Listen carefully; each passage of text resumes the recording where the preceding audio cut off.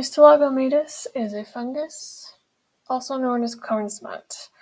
Anatomically, you can see that it creates these big galls on corn. On a microscopic level, it creates teleospores, which are released. They're winter resistant, and each of those galls can produce 25 billion spores. Those spores will then become haploid sporidia.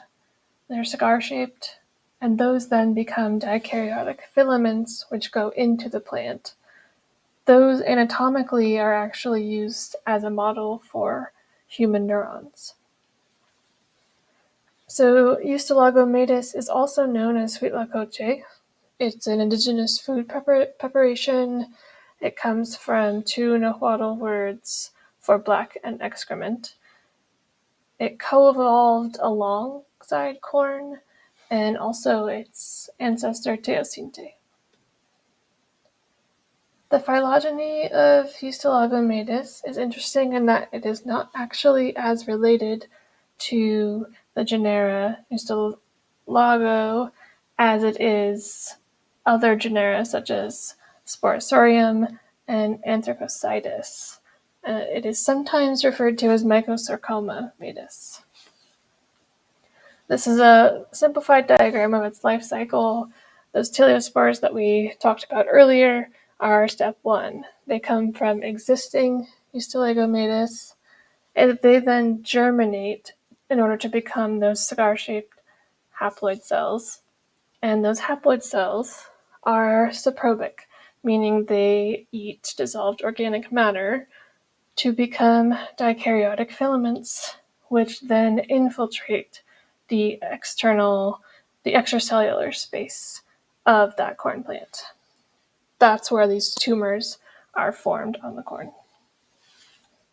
So the metabolism of Eustylogometus is interesting in that galactose is toxic to it, so it doesn't use the oxidoreductive pathway that other organisms use. It uses another shorter pathway that is mediated by different enzymes. It's those GAL enzymes below, which can then lead to two different products, either a new glucose or a new galactose.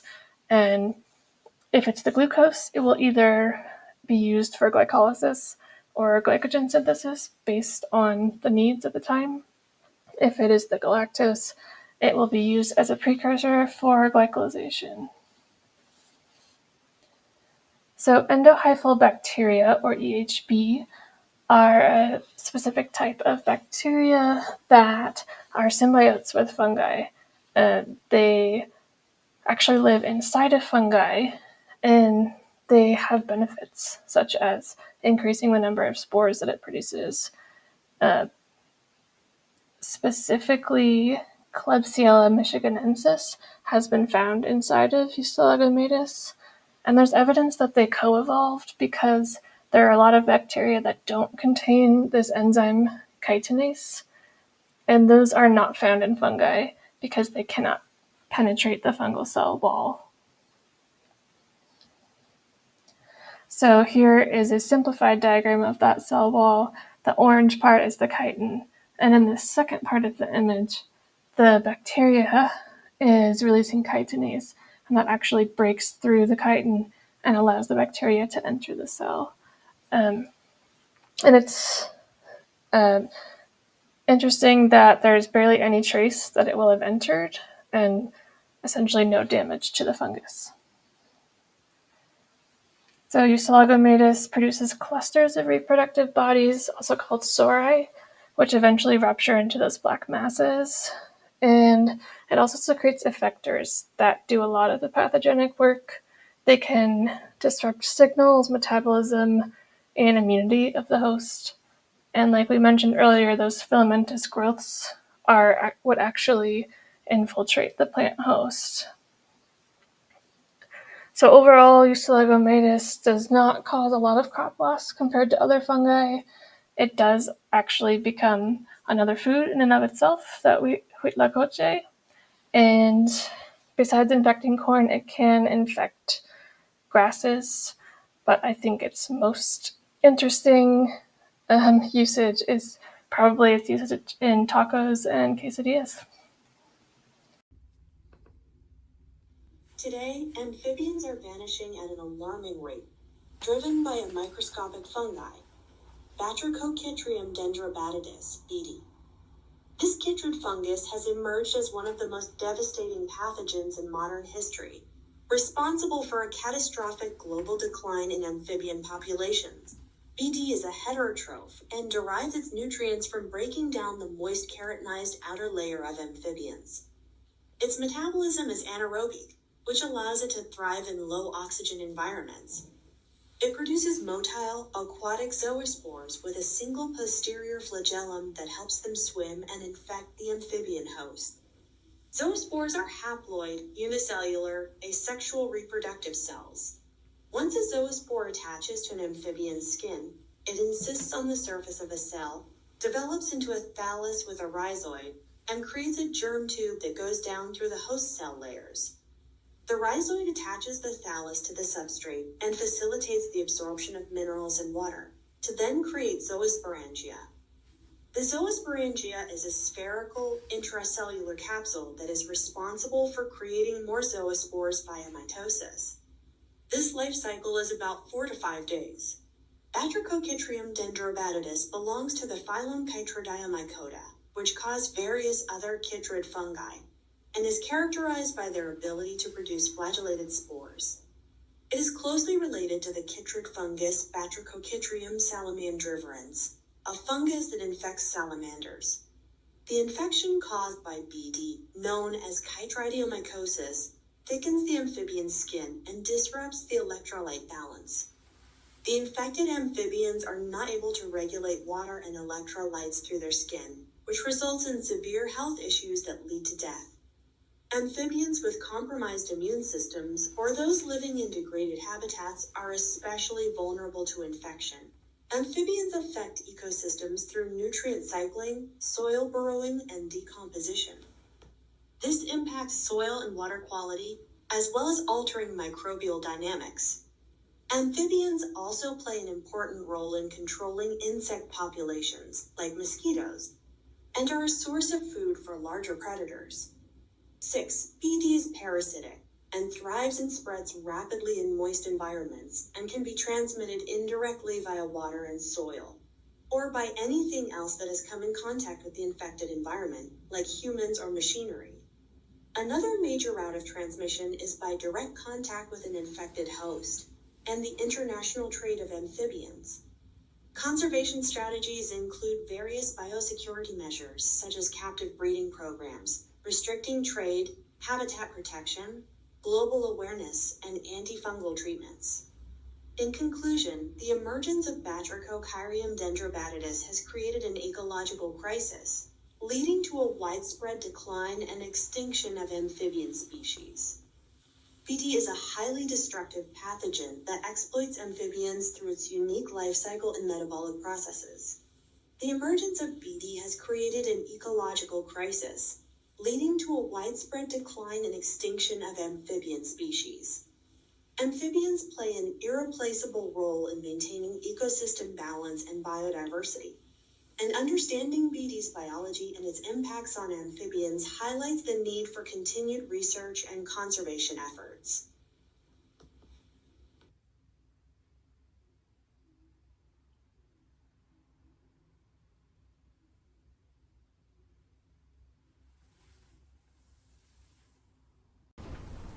Okay, my favorite microbe, Grossmannia clavigera.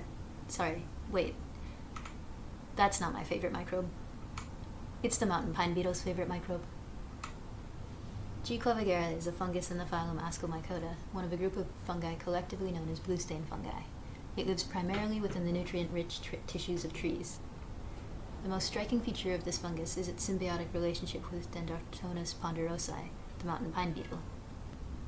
So, symbiotic relationship. What's in it for the fungus? G. clavigera relies on the pine beetle for transportation into new host trees.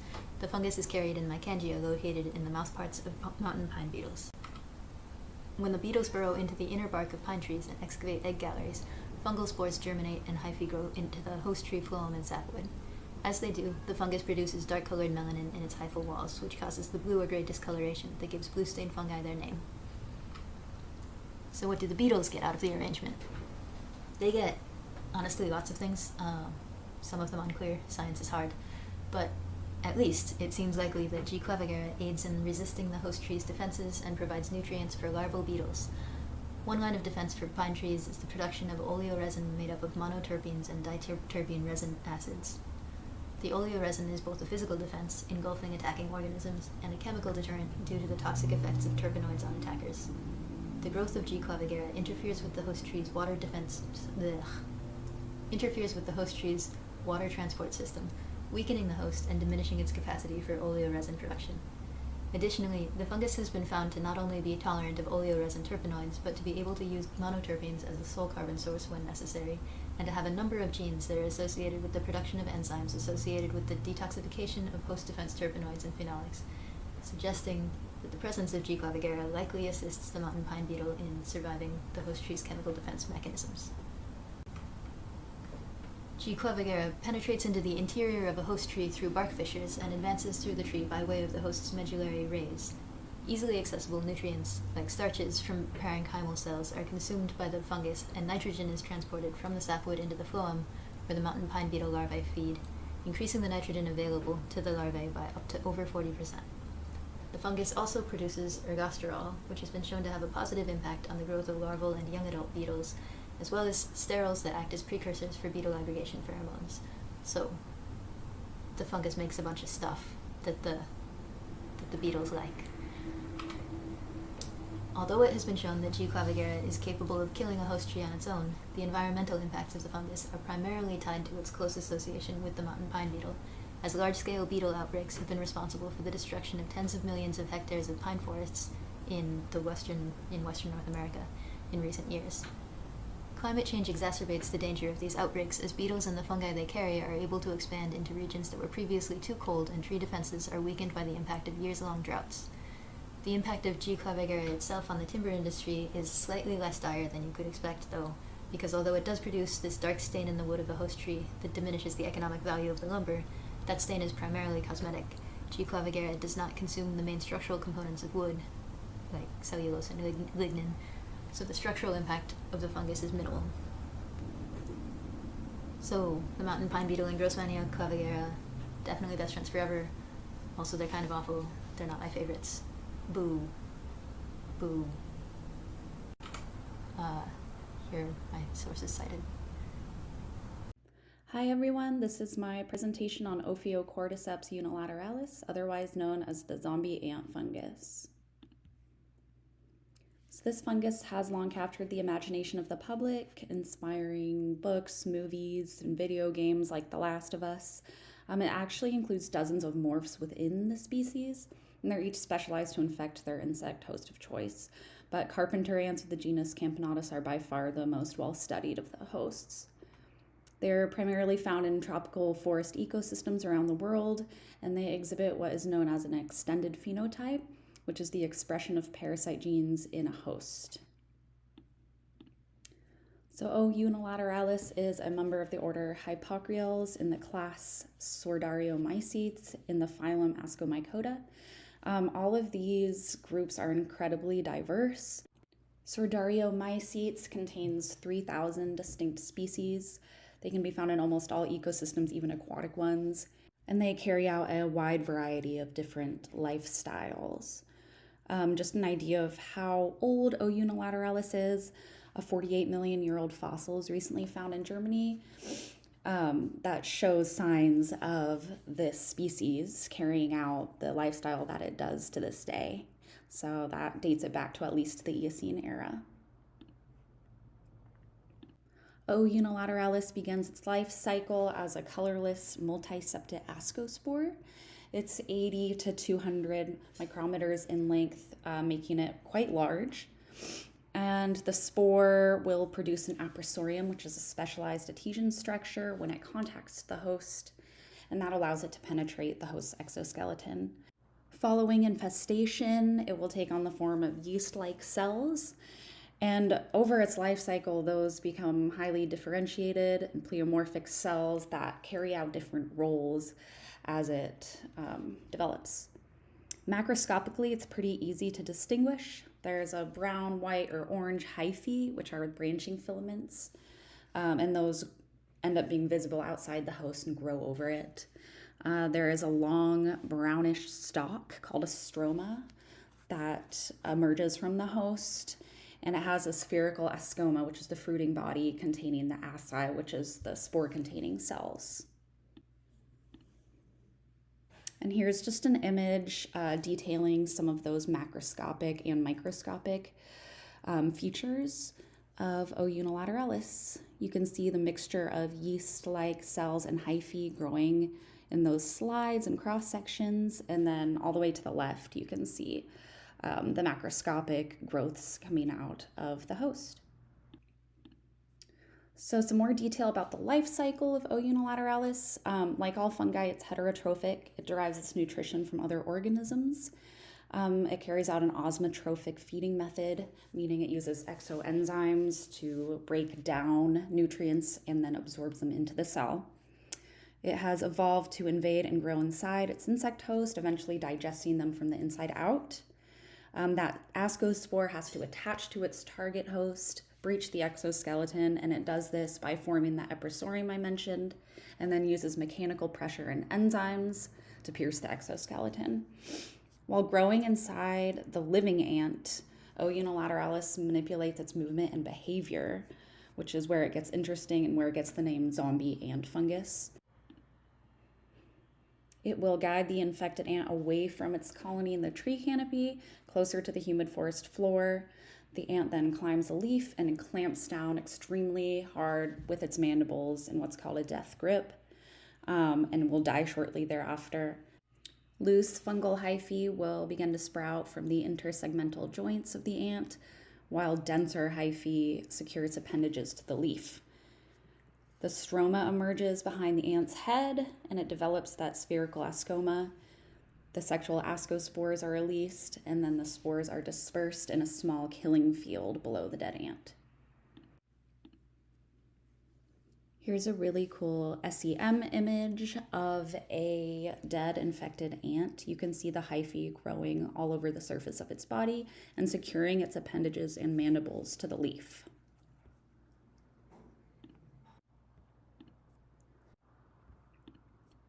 The behavioral manipulation of the ant by O. unilateralis is remarkably specific. In one study, 98% of dead ants observed were found death gripping a vein on the underside of the leaf specifically. A majority of these leaves were located on the north-northwest side of the plant.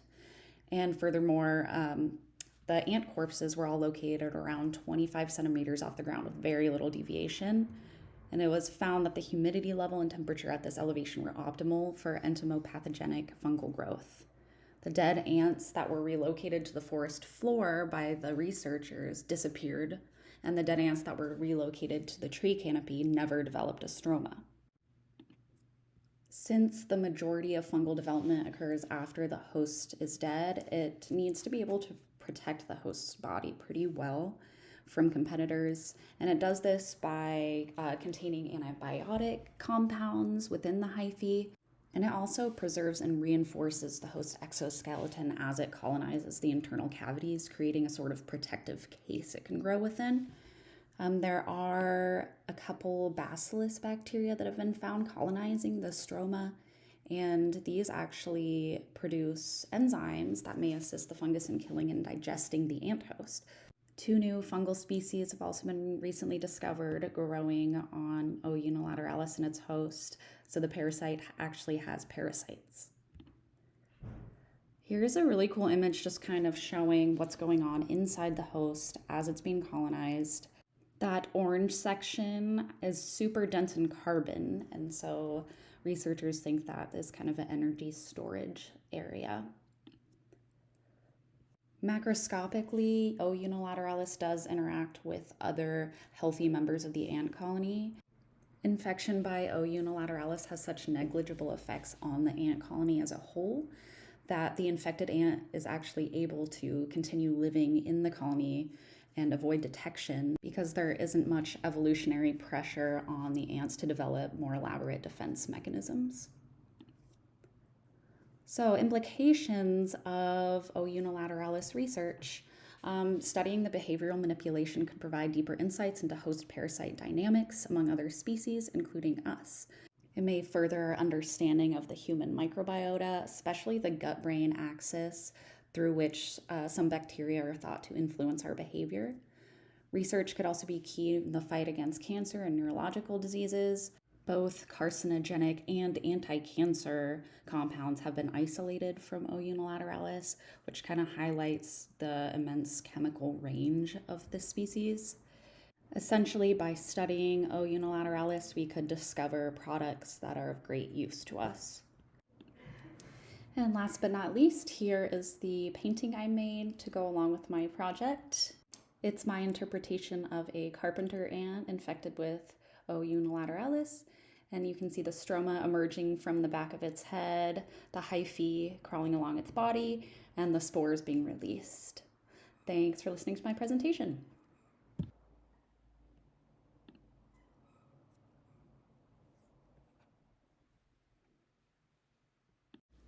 How many times have you not wanted to do something and wish you could be a bird or a horse, or possibly even a carpenter ant living in a tropical rainforest? The chances of the latter are probably extremely low, but the point I'm trying to make is, from our point of view, these wild organisms seem so much more free. We do not share any of the same responsibilities. I mean, obviously mice do not pay taxes. While free in some regard, the wildlife is constantly prey to potential threats. Taking their food, for example, it's not regulated in any way. Bears are commonly infected with many parasites due to the raw salmon that they eat. Other organisms, such as these carpenter ants I mentioned before, face kind of similar issues.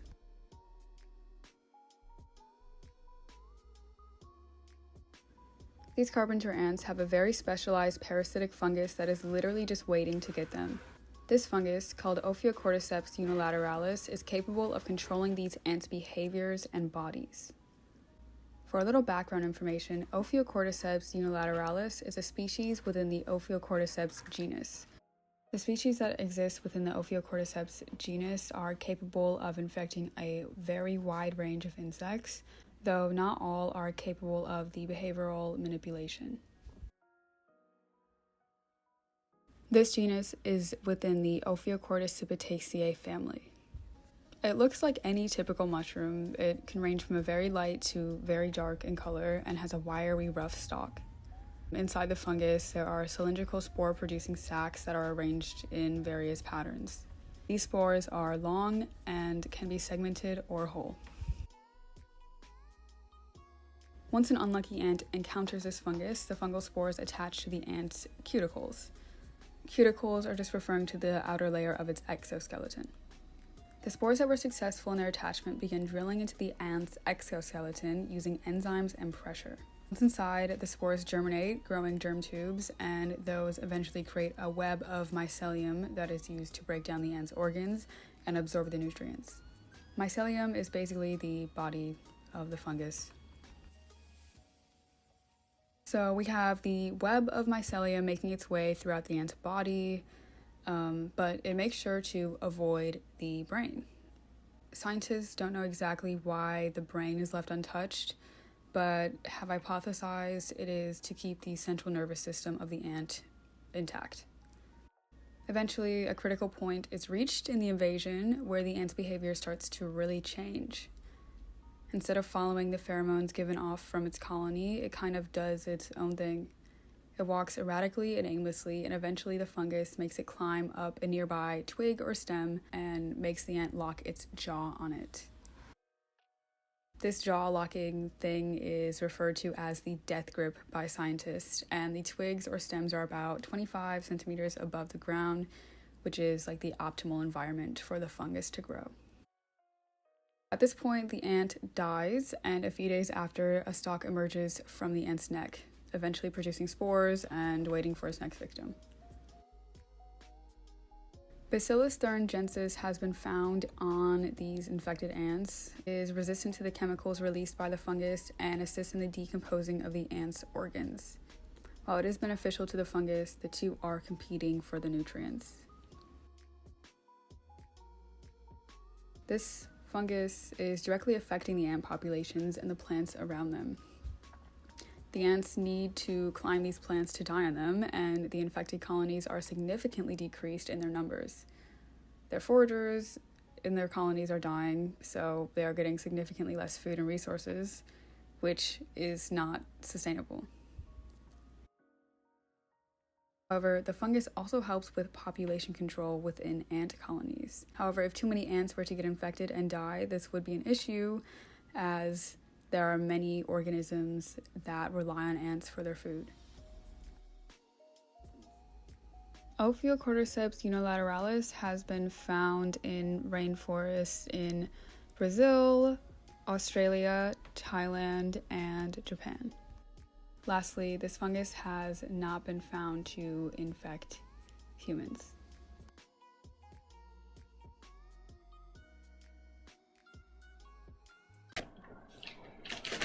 Do you notice that weird looking toe?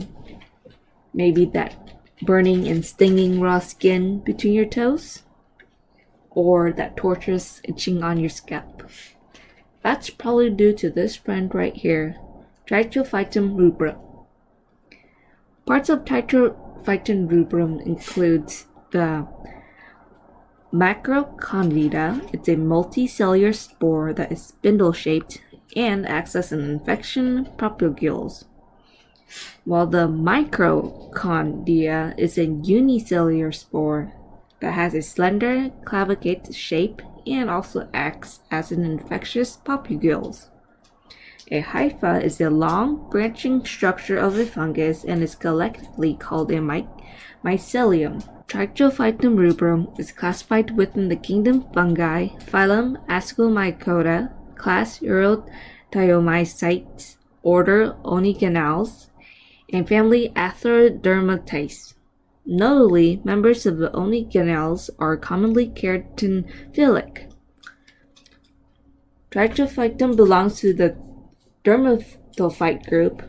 Dermatophytes are a class of fungi that require keratin for growth. Some of its microbial relatives that also work in crime is the Trichophytum tansurans and Trichophytum interdigitales. However, Trichophytum rubrum is a little infamous around here, since 90% of chronic dermatophyte infections are caused by it. Additionally, they are anthropophilic, meaning they prefer or love human hosts. Trichophytum rubrum's interactions with the environment primarily revolve around its survival and transmission outside of a human host. Trichophytum rubrum can survive off the human body as a spore. It can contaminate surfaces in the environment, especially publicly shared areas such as swimming pools and shared personal items such as toenail clippers. Transmissions occur through human-to-human contact or contaminated objects or surfaces. The infection process begins with the release of conidial adhesion that binds to the keratin. The conidia germinates into the hyphae. The hyphae invade keratin cells by secreting keratinolytic proteases. Keratinases belong to the class of proteases that are able to degrade keratins into amino acids. The amino acids is a source of fungal growth and metabolism. Trichophytum rubrum primarily has pathological impacts as a human pathogen. These infections include tinnitus, athlete's foot, onychomycosis, nail fungus, ringworms, dermatophytosis, and more. In a chronic form, Trichophytum rubrum can invade the deeper levels of the epidermis and prolong symptoms such as ichthyosis vulgaris, fish scales, or scaly skin, plaques, and lesions. Normal foot skin is colonized by harmless commensal microorganisms that include bacteria and fungi. However, in people with Tinea pedis, the diversity of bacteria and fungi species was shown to be lower in Tinea pedis patients than healthy controls. Double the trouble, Georgian rubrum has these two co-workers, Staphylococcus aureus and A. streptococcus. Staphylococcus aureus and A. streptococcus are commonly found in Tinea pedis patients and can coexist with Triton rubrum during dermatophyte infections. This can complicate Tinea pedis symptoms because the ulcers or exposed skin can cause secondary bacterial infections.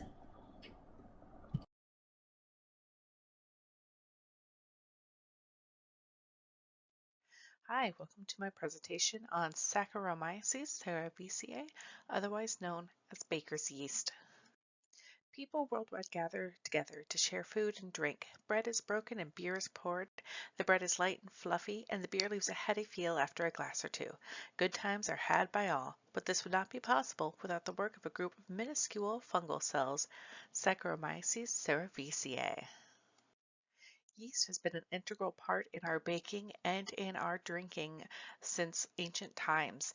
Historians have found that the earliest known record of yeast was to help bread rise, was used in ancient Egypt in 1300 to 1500 BCE, and in China in 500 to 300 BC. The use of yeast in fermentation is much older, however. Studies show that the specific S. cerevisiae came from the east to west via China through what would be known as the Silk Road. Louis Pasteur is credited with discovering the role of yeast in fermentation in 1857. His experiments showed that fermentation and yeast multiplication occurs in parallel. He also noticed that the yeast must be alive for alcohol to be produced. Later, in 1859, scientist J. H. Van den Broek visually discovered the morphology of the yeast organism. Prior to the 1700s, yeast was kept alive and sold and traded as an active culture commonly scooped up from the dregs of beer brewing. It was more commonly used for brewing than for baking. Approximately today, 1 million tons of S. cerevisiae are produced annually in the European yeast industry. Around 30% of this is exported globally. Strains of S. cerevisiae dominate the commercial use of bread yeasts, which are manufactured by Fleischmann's, Red Star, and SAF. S. cerevisiae is also present in the majority of sampled starters of sourdough. Now let's take a deeper look at S. cerevisiae. S. cerevisiae is a fungus that is classified in the family of Saccharomyces, which includes many species of yeast. It belongs in the phylum of Ascomycetes. As a eukaryote, it has chromosomes found in a nucleus and uses mitochondria to conduct cellular respiration. Its closest genetic relative is the opportunistic human fungal pathogen Candida glabrata. Its shape depends on what life cycle it is in. It can be seen as spherical singlets, budded doublets, and clusters. Its cell wall is comprised of a beta-glucan network and a small amount of chitin associated with a manoprotein layer. In 1996, it was the first fully sequenced eukaryotic genome.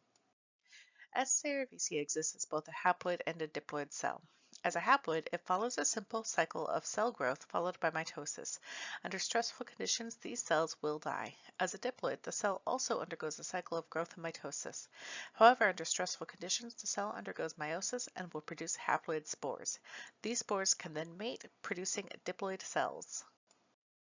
S. cerevisiae is a heterotroph and obtains its energy through fermenting glucose. To do so, it utilizes both aerobic and anaerobic respiration.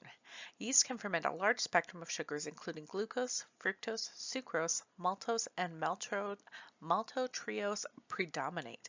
During fermentation, it produces ethanol and carbon dioxide. And on this slide, it has a nice little diagram of alcoholic fermentation where it shows the yeast that converts the glucose into the ADP and the ATP and the NAD plus and the NADH into the pyruvate, into the CO2 that's used for bread baking, all the way to the ethanol that's used for alcohol. So as a result of ethanol excretion during its fermentation, S. cerevisiae kills off its competition for resources. But in a nitrogen-rich environment, it can adjust its metabolism by secreting amino acids, which enables the survival of other microbes such as Lactobacillus plantrum and Lactococcus lactic. One study grew S. cerevisiae along with L. lactis and L. plantrum. The study showed that the yeast varied little from culture to culture, but the other two organisms could only grow when co-cultured with yeast, which suggested a metabolic dependency. So aside from fermenting glucose for energy, S. cerevisiae has simple nutritional requirements. It obtains its carbon through other carbon-containing compounds, some as simple as a 2-carbon acetate. It also requires a source of nitrogen, which can be as simple as a single nitrogen-containing ammonium sulfate. And it also uses urea and various amino acids, the vitamin biotin, and a variety of salts and trace elements. So to produce wine, yeast is added to grape juice. The yeast then converts the natural sugars of the grapes into ethanol and carbon dioxide. S. cerevisiae is able to withstand the harsh environments and stressors of wine fermentation, including anaerobic conditions, depletion of nutrient reserves, increased acid concentration, ethanol toxicity, and temperature variations, thus giving it the term the wine yeast. S. cerevisiae is also the most commonly used yeast species in bread and sourdoughs, earning it the title baker's yeast. Yeast releases enzymes that break down the starch in flour to convert it to sugar. It then ferments the sugar to create ethanol and CO2. The release of CO2 is what makes the dough rise, and when heated, the ethanol produced by the yeast then converts to a gas, causing the dough to rise further. And that concludes my presentation on S. cerevisiae. I hope you guys enjoyed it. Thank you so much for listening.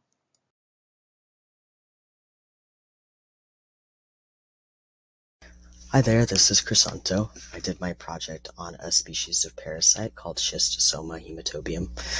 They're also known as blood flukes or schistosomes, and they're a parasitic flatworm, and they come from the Schistosoma genus.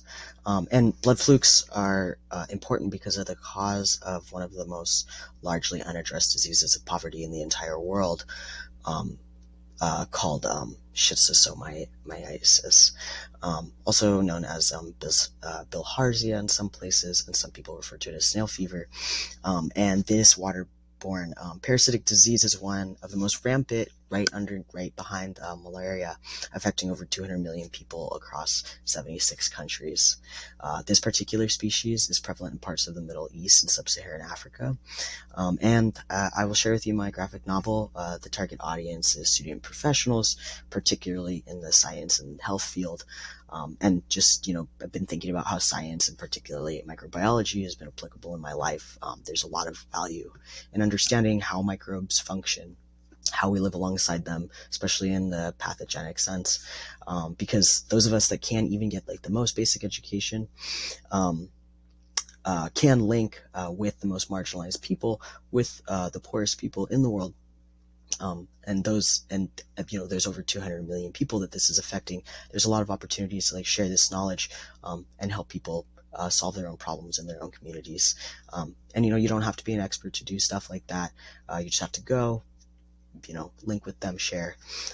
Easier said than done, but it's so needed to be spreading our expertise in this way. So, graphic novel. When I was your age, I was sitting right here on the riverbank the day my sister came home with 2 university students. She called the whole village together, and alongside the students taught us why the river has made us sick. What made us sick was not bad deeds or the ghosts that curse water. They taught us about the parasite that burrowed through our skin, a flatworm called schistosoma. Since they rove through our blood vessels, they're also known as blood flukes. This one is Schistosoma hematobium. They taught us about how the flatworm looks for us in the river. The hematobium reproduces inside the human host, and fertilized eggs exit the host through the urine. And once they're in the water, they swim and develop into ciliated larvae called Myricidia. The Myricidia finds an intermediate host, the Balaenus snail, and inside of that snail, they go through asexual reproduction that results in a motile or a mobile larva called Cercardia. And the Cercardia respond to changes in light and temperature, and they're also attracted to fatty acids on human skin. And once they find its human host, it attaches to the skin and then penetrates. And in humans, they cause schistosomiasis, also called Bisharia, and we call it snail fever. Once the Cercaria find its primary host, us, they attach to the skin with its suckers. To pierce the skin, they secrete an enzyme that widens the hair follicle large enough for the larva's body to enter into the bloodstream. It makes its way through the circulatory system, heading for the veins surrounding the bladder, where it will ultimately grow into adulthood. On its way to the bladder, many of these larvae are killed by our own immune cells, even though S. hematobium has the ability to coat itself in molecules that keep the immune system from suspecting it as an invader. S. hematobium blood flukes get nutrients from human blood, specifically the red blood cells that carry oxygen from our lungs to the rest of the body. It metabolizes the blood through its gut and can absorb the nutrients directly through the surface of its body. And since the flatworm makes its home in the blood vessels surrounding the bladder, it's constantly bathed in the nutrients it needs for growth. To reproduce, the male blood fluke envelops the female in a cleft that runs along the length of its body called a gynecophoric canal, and they stay coupled for their entire 3 to 4 year adult lifespan like this, and laying 500 to 1,000 eggs a day. The eggs that don't penetrate the walls of the host bladder get stuck and aren't able to exit the body through urine. The infection brought on by these stuck eggs are the main cause of bilharzia, rather than the flatworm itself. The human body's immune cells try to fight the blood fluke's eggs as an infection and create an immune response where the cells surrounding the eggs clump together, eventually building up so much that lesions are created and the cascade of symptoms of schistosomiasis onsets. And my sister brought us to the dam. The mining company built 10 years before. When the dam came, the prawn disappeared. There was nothing to eat the snails that parasites need to grow. This is when the snail fever started. But we fought hard against the dam and the mining companies to get the river back. When the dam was released, we started to see the prawn again. You can still find a few snails the parasite used to use here, but the fever has gone from us for good. Thank you.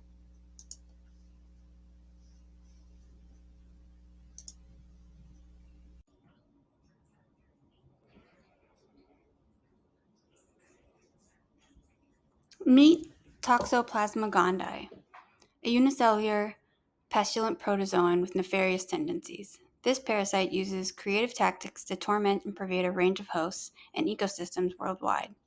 It's one of the most common parasites in humans, infecting about a third of the global population. But its main target is cats. Obsessed with all felines of any size, it infiltrates the organisms surrounding feline populations to promote its evil plan of world domination. T. gondii has a complex life cycle involving multiple hosts and infectious stages. This microscopic menace has one goal in life: reproduce and multiply. Its days and nights are spent thinking about how to find its way back to its definitive hosts. The gut of a cat is the only place T. gondii can reproduce sexually and form oocysts. These oocysts are T. gondii's method of spreading mayhem. Once inside El Gato and successfully multiplied, the feline sheds these oocysts by pooping them out. Once they've been shed in feline feces, they make their way into the waterways and infect any warm-blooded animal who unwittingly quenches their thirst with the contaminated water.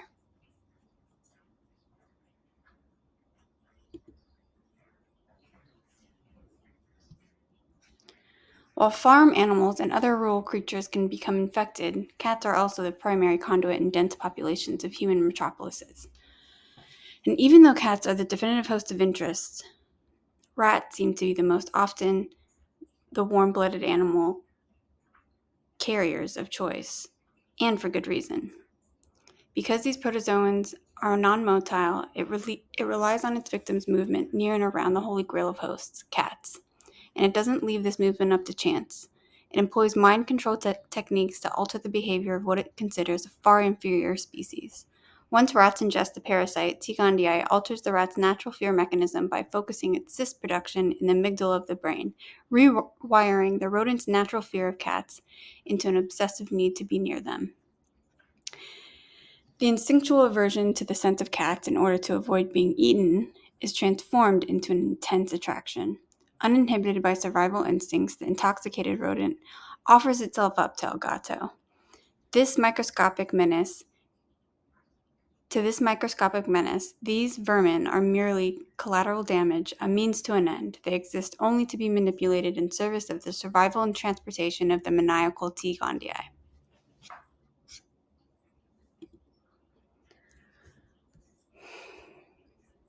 T. gondii is not only a host-jumping, mind-controlling menace, it's also a sneaky shapeshifter. This parasite has a complex reproductive life cycle, which allows it to evade host defenses, survive in harsh hostless environments, and proliferate in optimal conditions. If we were to take a microscopic look, we'd be able to see the complexity of each. Depending on the host and the phase of reproduction for which it's optimized, T. gondii changes from unsporulated oocyst to sporulated oocyst in the environment to tissue cysts, which are tachyzoites, which is the infective stage in which the cyst rapidly reproduces many crescent-shaped cells and intermediary hosts, and then it forms into bradyzoites, which is the slower reproduction phase of the infective tissue cysts. Inside the intestine of the cat, T. gondii forms gametes which fuse to create zygotes and then undergoes meiosis. Once fertilized, an oocyst wall is formed around the parasite.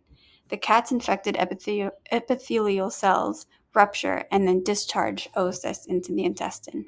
The cat poops and the cycle starts all over again.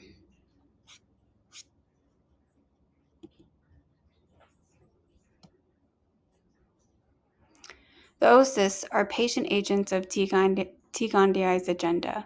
They can sit in the environment for months or years waiting to be ingested by their next victim. Once inside a human host, this parasite can cause a range of symptoms, severity, and damage, sometimes after living years dormant lodged in the central nervous system, lymphatic system, and the brain. The resulting infectious disease is called toxoplasmosis. While infection is common and most people who are infected are asymptomatic, disease cases are less common and include flu-like symptoms for adults with properly working immune systems. It can cause more serious issues for people who have compromised immune systems and infected fetuses who have contracted from their mother through the placenta. For babies with congenital toxoplasmosis, they can exhibit developmental issues, intellectual disabilities, seizures, and vision problems. While being around cats is a primary risk factor for infection for any animal species, humans can also be exposed to the pestilent protozoan by eating undercooked or raw meat or exposure to contaminated soil or water. When T. gondii makes its way inside our bodies, it first triggers our immune system, causing the parasite to produce cysts. When the invasion happens in a body with a suppressed immune system, the effects of the infection are harsher on its host. Instead of producing cysts and laying in wait, T. gondii starts to proliferate rapidly, causing severe disease.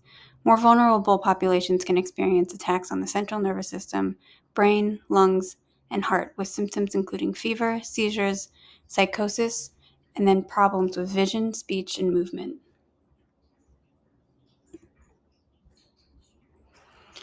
T. gondii is part of the Protus kingdom in the fifth phylum known as Apicomplexa. This lineage of sporozoa shares similar affinities for disease-causing activities. These protozoa are non-motile and share a structural characteristic known as the apical complex, which helps aid their invasion to hosts. Some notable relatives are the agents of malaria, tick-borne diseases, and food and waterborne intestinal infections. While we have a good understanding of T. gondii's partiality for the brain and its fear-altering effects on rodents, we don't yet have the full picture on the mechanism of influence on human behavior. There are observational and metadata studies that point toward a similar association between T. gondii infection and psychological disorders, as well as more subtle shifts in behavior, like risk-taking and fear inhibitions. Researchers have found higher rates of toxoplasmosis infection in populations of people with active psychosis and schizophrenia. Dormant toxoplasmosis has only until recently been considered a relatively benign infection. Undoubtedly, scientists will continue to observe and uncover the covert actions of this pervasive parasite to hopefully understand more about what its intentions are in our brains.